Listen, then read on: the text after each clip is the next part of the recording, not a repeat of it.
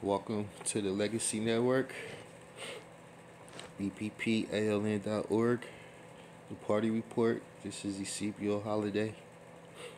Mourners gathered in Memphis on Wednesday for the funeral of Tyree Nichols, the 29-year-old black father whose death after a brutal police beating has sparked protests across the country. Speakers at the funerals included Vice President Kamala Harris and Reverend Al Sharpton. This is Tyree's mother, Ravon Wells. This is what she had to say. Tyree was a beautiful person, and for this to happen to him is just unimaginable. I promise you, the only thing that's keeping me from this unexpected reality, is that I truly believe my son was sitting here on an assignment from God. Unquote. Newly released documents show 4 of the 5 officers who are facing murder charges for killing Tyree Nichols have faced prior disciplinary complaints. The local district attorney reportedly considering new charges against the officers, including false reporting for lying on the initial police report. The College Board has revised its curriculum in Florida. The College Board has revised its curriculum for an advanced placement African American Studies course, weeks after Florida's Republican Governor Ron DeSantis threatened to ban the class in Florida schools. The revised curriculum removes Black Lives Matter, slavery reparations, and queer theory as required topics, while it adds a section on black conservatism. Many prominent authors and academics have also been removed from the AP curriculum, including the late James Baldwin, the writer Tanisha Coates, the law professors Michelle Alexander and Kimberly Crenshaw, Professor Barbara Ransby, and the late Bill Hooks. UCLA professor Robin D.G. Kelly, whose writings were also removed from the curriculum, said, quote, This is deeper than an AP course. This is about eliminating any discussion that might be critical of the United States of America, which is a dangerous thing for democracy. Unquote. The College Board announcement came on the first day of Black History Month. The Biden administration reached an agreement with in the Philippines. The Biden administration reached an agreement with the Philippines to give the United States access to 4 more military bases in the former U.S. colony. This will allow the U.S. greater access to the South China Sea and Taiwan as tensions rise between Washington and Beijing. The deal was announced after U.S. Defense Secretary Lloyd Austin met Philippine President Ferdinand Marcos Jr. in Manila. Marcos is the son of former dictator Ferdinand Marcos, who was a close U.S. ally. Filipino activists held a protest outside the military camp where Austin Marcos met. This is a former lawmaker and activist, Teddy Casino. This is what he had to say. Quote, Filipinos do not need additional American troops and facilities in the country. It will only serve to increase the tensions in the South China Sea and the Taiwan Sea, and deploying additional facilities and troops in the Philippines will drag the country into the conflict which is between China and the United States. Unquote. In Russia, a Russian missile strike has destroyed an apartment building in the eastern Ukraine city of Kramatorsk, killing at least 3 people, injuring 30.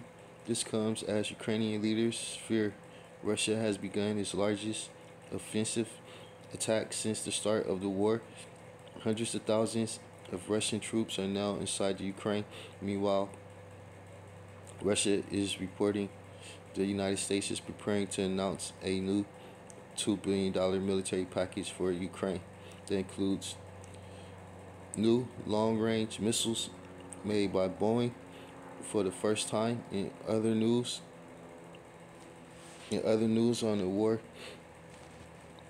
world news, the war human rights watchers accuse the Ukraine military of using thousands of banned anti-personnel landmines around the eastern city of Izium when it was occupied by Russia. In Burma, leaders of the ruling military junta extended a state of emergency by another 6 months. Wednesday, the second anniversary of the coup that overthrew the civilian government of Aung San Suu Kyi. Nearly 3,000 people have been killed over the past 2 years in a brutal crackdown on protests across Burma. People took part in a silent protest as streets emptied and businesses shut down for the day. Protests also took place around the world, including in Tokyo, where members of the Burmese community gathered to speak out on the anniversary of the coup. This is what they had to say. Quote, "There are so many people being killed and so many houses being burned down. The people in Myanmar and those of us abroad need to work together to show that our voices are the same." Unquote. Related news.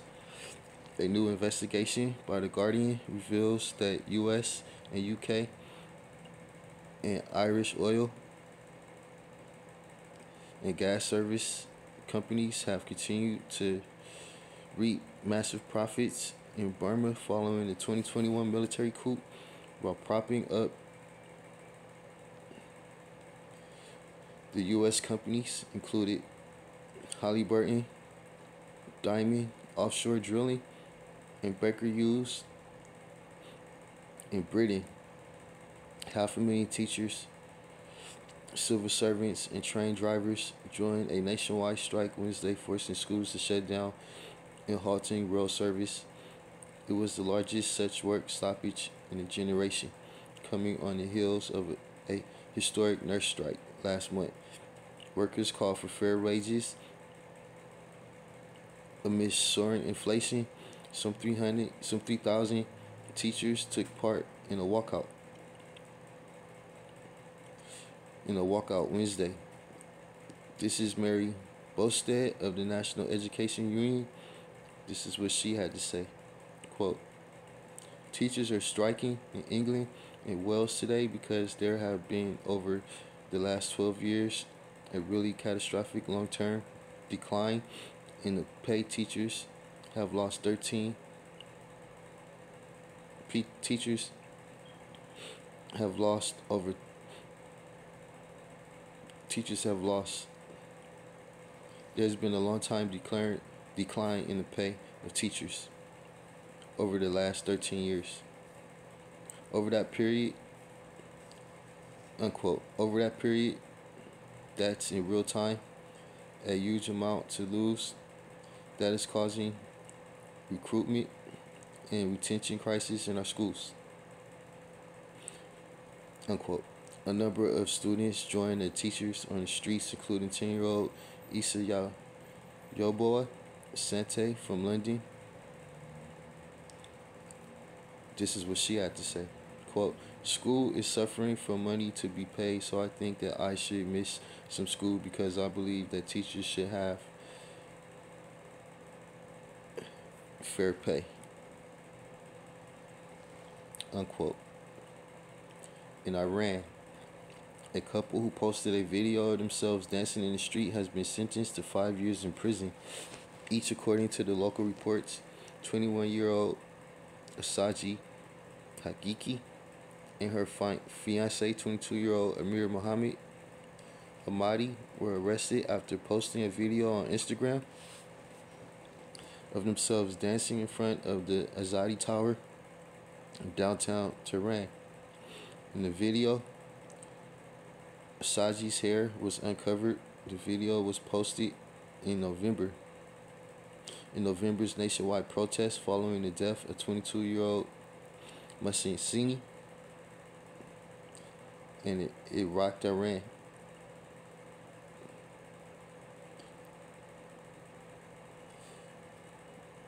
The Republican-controlled House of Representatives in the Republican Party. The Republican-controlled House of Representatives has voted 218 to 209 along party lines to move forward with the resolution to remove Democratic Congressmember Ilhan Omar from the House Committee on Foreign Affairs. A final House vote expected today.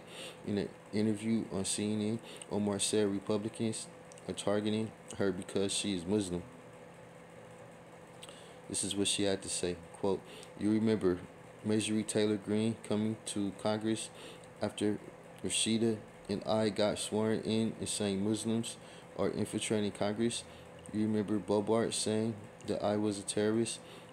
What did McCarthy do?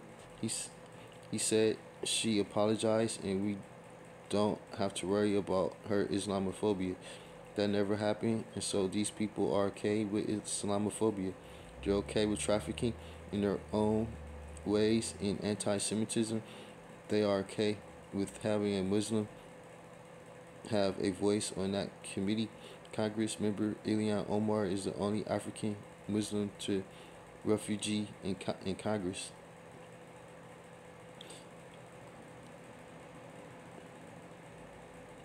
Unquote. Congress member Ilhan Omar is the only African Muslim refugee in Congress. In economic news, the Federal Reserve has approved an additional quarter-point hike to its benchmark interest rate.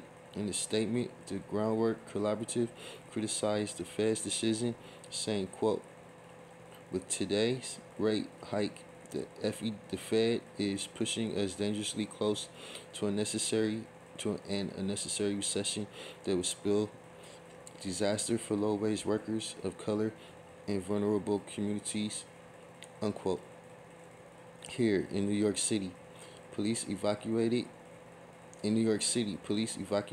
an encampment of asylum seekers outside the Watson Hotel late on Wednesday, threatening to arrest anyone who didn't leave.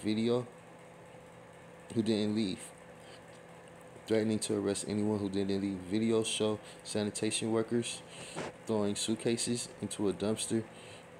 The asylum seekers who were recently evicted from the hotel have been protesting. Cities plan to house them in a 1,000-bed shelter at a remote terminal in Red Hook, Brooklyn. People who've been staying at the shelter told the group South Bronx Mutual Aid they've had to endure inhumane conditions, including extreme cold. To see our full coverage, head over to bppaln.org. Find out more. And in Washington State, more than 85 people locked up at the Northwest Detention Center immigration prison have launched a hunger strike to protest mistreatment and inhumane conditions. Their demands include nutritious meals, clean facility, and proper medical care. The prisoners say they're foregoing food despite harsh retaliation from ICE, which runs the detention center. Since the hunger strike started, external communications have been cut off, cell phones have been locked down, and there are reports that the guards in riot gear fired pepper spray at the hunger strikers. And those are the headlines. This is the Black Panther Party Legacy Network, bppaln.org, the party report. I'm Eusebio Holiday. And as usual, the question is, where do we go from here? Each one teach one. Parts of people.